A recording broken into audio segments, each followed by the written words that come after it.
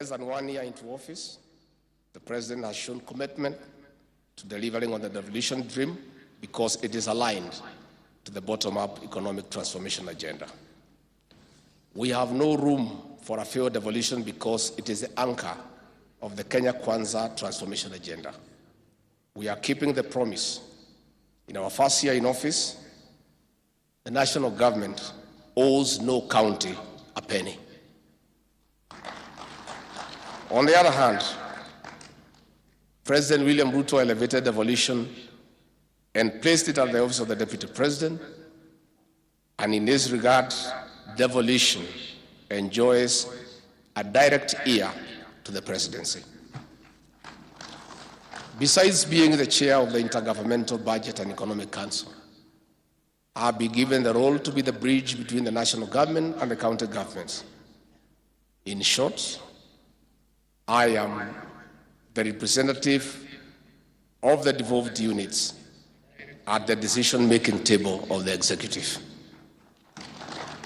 On assuming office, I undertook to eliminate conflict between the two levels of government, and I convened a meeting of all county commissioners and directed them to accord due respect and work closely with elected governors and the county governments. Governors, distinguished guests, as a result of that directive, there is seamless cooperation and collaboration between the two levels of government because we serve the same people.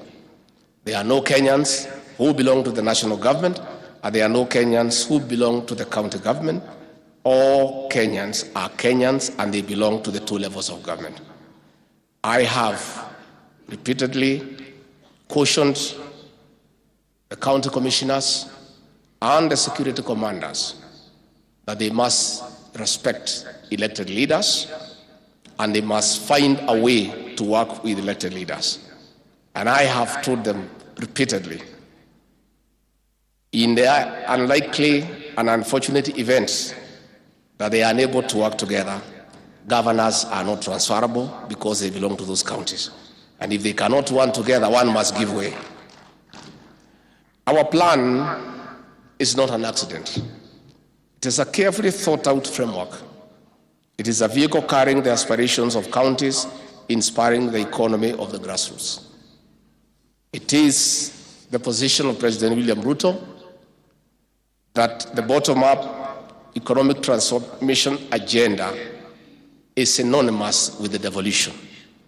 Devolution and better are twin sisters, and they all aspire to achieve the same objective. That is why collaboration and partnership, despite the distinct nature of the mandates of the national and county governments, are key. We are here to cultivate and oil our mutual working relations for seamless service delivery. And those were the closing remarks of Deputy President Rigathi Gachagua, who was speaking during the culmination of the devolution conference. Remember, the devolution conference began early this week on Monday, and it has run all the way, and it was officially opened on Wednesday and culminated on Friday. Some of the keynote speakers being the chairperson of the Council of Governors, that is Anne Waiguru. But moving on from Martha's devolution conference, now let's get back to a story I had posed to you a little bit earlier, where President William Ruto has reaffirmed his position on the housing levy, saying that the 1.5% deduction on Kenyan salary will greatly aid in the growth of employment for millions of Kenyans who are unemployed. Speaking in Nairobi, Ruto slammed the opposition leaders, saying that he promised the youth employment and he must fulfill the promise. Can create 1 million jobs for young people of the Republic of Kenya. Niwaulize jameni. Is that too much to ask? Is that too much to ask? 1% ndio vijana milioni moja wa Kenya wapate ajira kila mwaka? Surely. I mean, honestly.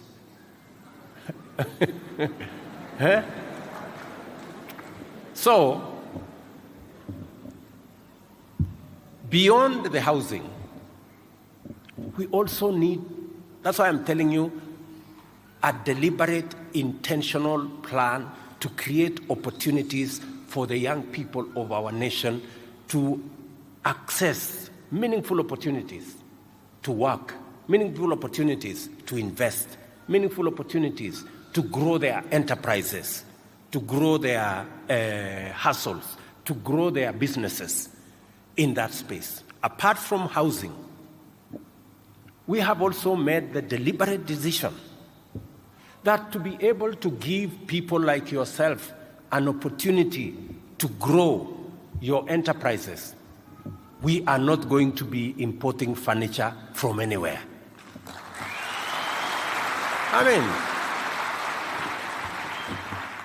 Ndio mmesikia mimi nikiuliza jameni wa Kenya.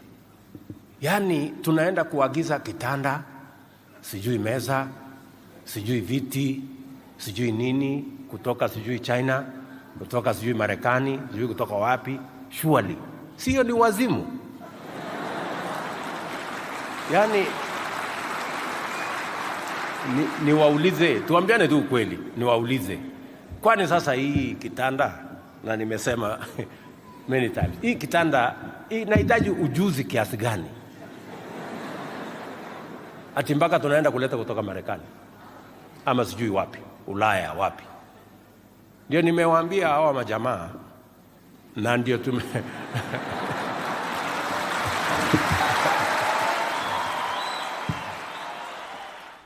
Now, from the housing levy debate to the war on graft, as the curtains on the devolution conference close in Eldoret, Uasin Gishu County, Chairperson of the Ethics and Anti-Corruption Commission, Bishop David Oginde, has called on governors to partner with the Commission with the main aim of curbing corruption and non-ethical conduct in counties. Now, speaking during the annual conference for members of the Institute of Certified Secretaries in Mombasa County, Oginde said EACC will not spare corrupt leaders, putting them on notice. We have been working with various governors and governments at the local level to help them in terms of looking at what are the loopholes through which our resources are getting lost at the devolved levels. If you allow the small people to get away with the monies that they are stealing or the resources they are stealing, you are actually feeding the big guys. The small guys are just being used. Some have taken this seriously, and you could see the impact of what happens when things are done right. The society, the local people actually enjoy that. On the other hand, we have governors and county leaders who seems like their only purpose of getting into government was to loot public resources. And those people, we are actually, as EACC, looking at some of the things that they have done. Some of them we have already forwarded their cases for prosecution. You don't have governance professionals mainstreamed within the public service. That is part of what we'll be seeking to engage the policymakers so that we have certified secretaries who are governance, ethics, integrity officers, and who should be members of the Institute of Certified Secretaries to be mainstreamed within public service. Meanwhile, Pastor Ezekiel's Kilifi-based church, New Life Prayer Center, is among 5 other churches whose registrations has been revoked in a crackdown on religious institutions. The state, through the Registrar of Societies, Maria Nyariki, has also deregistered 4 other churches, including cult leader Paul Mackenzie's Good News International Ministries and Bishop Thomas Wahome's Helicopter of Christ Church. King's Outreach Church and Theophilus Church have also had their registrations revoked. Want to take over his property. They want all his wealth. But as I've said, Pastor Ezekiel does not own any property. All the properties are owned by 10 million followers of the church. And they are registered in the name of the church. 2, we have given evidence that Pastor Ezekiel's file has been missing. Not missing, has been hidden. Since April, we have written more than 20 letters asking for the file to be availed, to no effect. We filed a judicial review petition, and they told us without prejudice that we withdraw that matter because the file is now available. Yet, clandestinely, they were moving to cancel the license. So we have, pursuant to section 15 of the Act, we have written an appeal to the Attorney General, and the law provides that that appeal serves as a stay for the next 90 days. Now, border operators and the general public in Busia town and its outskirts have decried the sweeping wave of insecurity in the border town and now want security apparatus in the county to swing into action to save lives and property. Being a border town, Busia has become an epicenter of crime and criminal activities, where armed civilians have killed innocent residents and raided businesses within Busia town and its environs, with border leadership blaming the county security apparatus for lapses.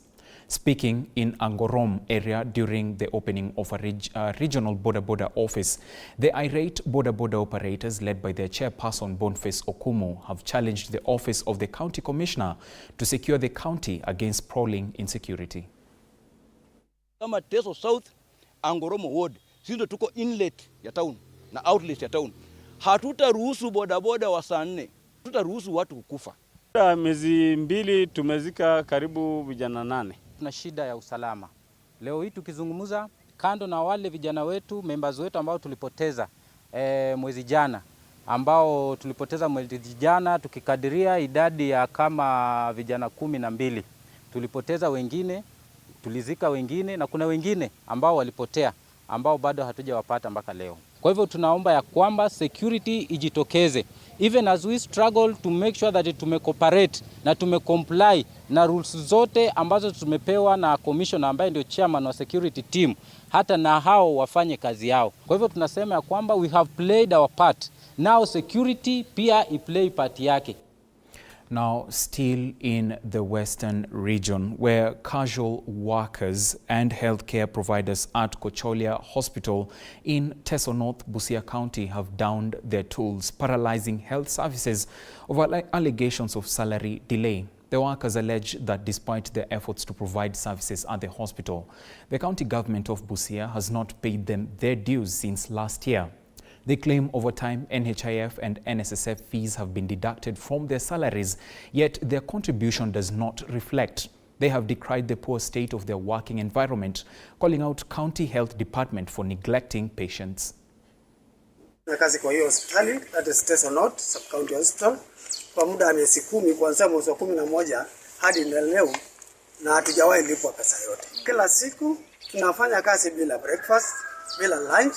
Kazi yako ni kufanya tu kuanzia saa 11 mpaka saa 10. Tuko na technical staff ambao wanafanya lab, pharmacy na stores. Then kuna somebody NHIF Linda Mama. Technical staff ambao wanalipwa 13,000. Group nyingine, kuna group inalipa 9,000 na kuna group inalipwa 8,000. Kwa hiyo ni kwamba tunakatwa NHIF na NSSF ambaye ijawahi kuwa reflected to any of us. Ninasikia sauti ya wengine wanasema kwamba we are not recognized. Mimi nataka kuuliza ya kwamba hao watu walikuwa na audit nani? Wakati walikuja kufanya audit tukapiga mapicha pale kwa gate, zikatumwa kwa walikuwa wana audit nani? Kufikia sasa wanasema hatuna mshahara kwa sababu we are not recognized. Wanasema ya kwamba sisi tulikuwa kwa wakati wa Ojamo. Nauliza Ojamo ataruhusu gani asimame ndio atulipe mshahara ya sasa? Usafi hakuna. Mablanketi ni chafu, wengine wameweka damu ni chafu, ijaoshwa, na mgonjwa mwingine akikuja hawezi lalia damu. Sisi hawa ndio tumekuwa tukifanya hiyo usafi. Alafu ukiangalia hapo nje msitu imeenda, hata manyoka inaweza umwa hao wagonjwa hata wakikuja kutibiwa. Jikoni hakuna kukula, imefungwa kwa vile casual sawa ndio wanapika. Now, value proposition should be a priority for manufacturers instead of price reduction when demands start to reduce, especially during these harsh economic times. This is according to Rajan Shah, Kenya Association of Manufacturers Chair, and Capwell Industry CEO, who says companies must consider small but significant measures of cost reduction when weathering through economically straining times, rather than drastic measures like employee reduction, which reduces the flow of operation and quality of products.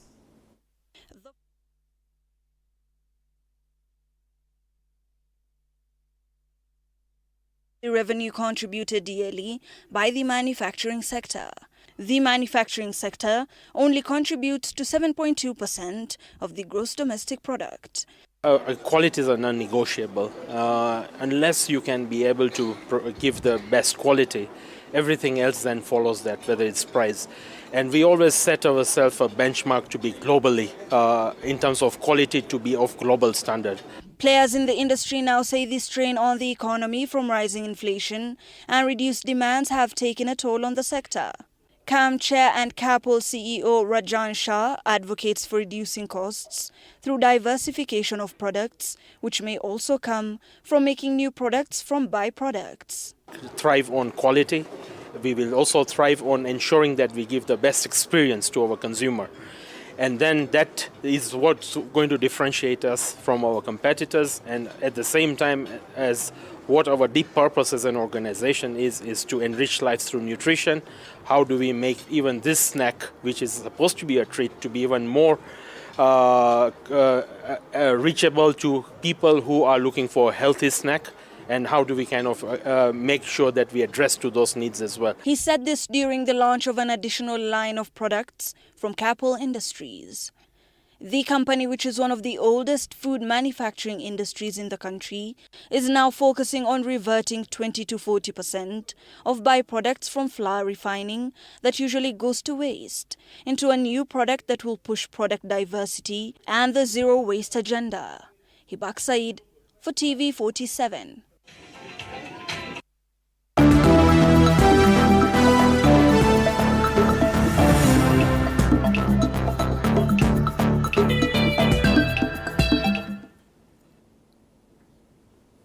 Now it's time to take to the fields and shift focus to the sports news, where we'll start with matters volleyball. And the national women's volleyball team, Malkia Strikers, continue their fine form in the Africa Nations Cup after rallying to a 3-0 sets victory over Burkina Faso to extend their winning run in the competition to 2 games at the Polyvalent Day Sports